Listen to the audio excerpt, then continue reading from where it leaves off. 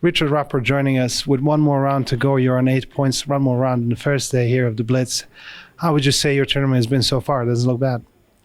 It's a Blitz tournament, so it has its ups and downs, and I think my tournament was just like that.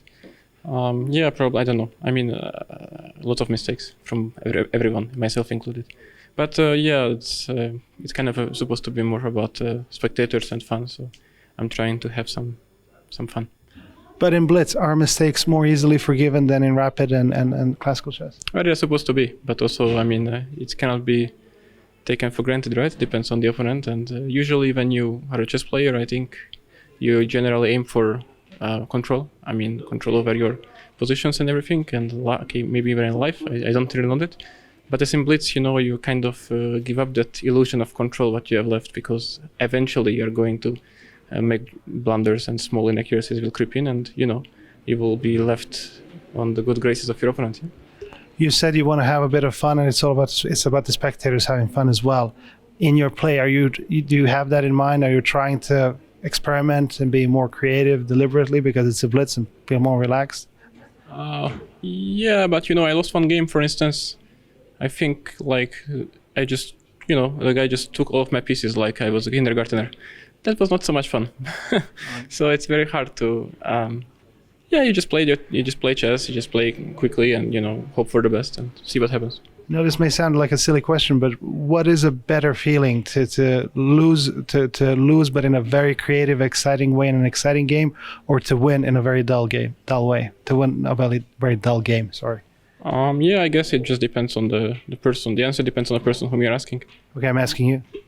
For me, yeah, knowing myself, I would always take the dull win. I would take actually the dull game because it's very, it's maybe some people might enjoy playing a risky game or a sharp game, but it's also taking its toll on, the stress takes its toll on your well-being. So I prefer to keep things quiet as much as possible. Speaking about playing it safely, I see you follow the dress code. You're in a jacket suit. So how do you generally feel about the rules regarding the dress code here? Yeah, the dress code is very strange. I mean, I believe it's normal that there should be some kind of regulation when it comes to that, but it was a bit out there for interpretation, I felt. I mean, at least for this tournament. And also people are being, I don't know them personally, but the players are being warned before the round for already 5 days straight out of these 40 days what we played. So it's a bit strange that they are somehow unable to enforce it properly, or at least they're not getting the results that they are hoping for. So you think the issue lies more with the players not following the rules, or not wishing to implement what they know is the rules, or about them not being enforced? I guess it's a bit of both. I mean, it's very hard to testify what's the most appropriate, because we are playing speed chess. I mean, 3 minutes is very little, and when you are down to seconds with 2-second increment, I mean, maybe definitely it's much more easier not to wear a suit but just to wear a t-shirt and be more flexible and be able to move quicker. And some people prioritize this over fitting the so-called regulations 100%, which is also understandable. So I really don't know which side I would take. And just a final question. There's obviously a lot of media spotlight here from media which usually don't cover that much chess, like the New York Times is here, ABC and others, following the case regarding Hans Niemann. Does that focus help chess, in your opinion, regardless of the fact that it is a negative story? Does that help even bring chess more in the news, therefore bringing more attention? And how does all the heavy media presence here make you feel in the hallway? Does it affect your in the playing hall? Sorry, I don't think it helps chess too much to be having any kind of drama. I mean, the chess is getting way more spotlight than it used to, but there are many areas of life that are getting spotlights in a negative way.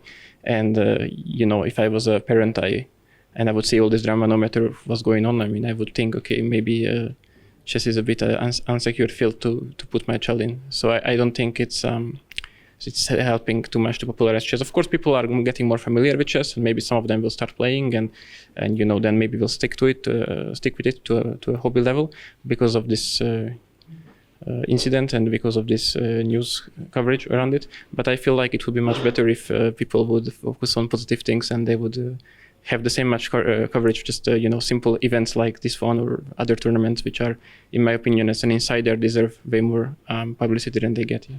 Great. Well, Richie, great to talk to you as always. Thank you so much, and good luck in the second day. Thanks.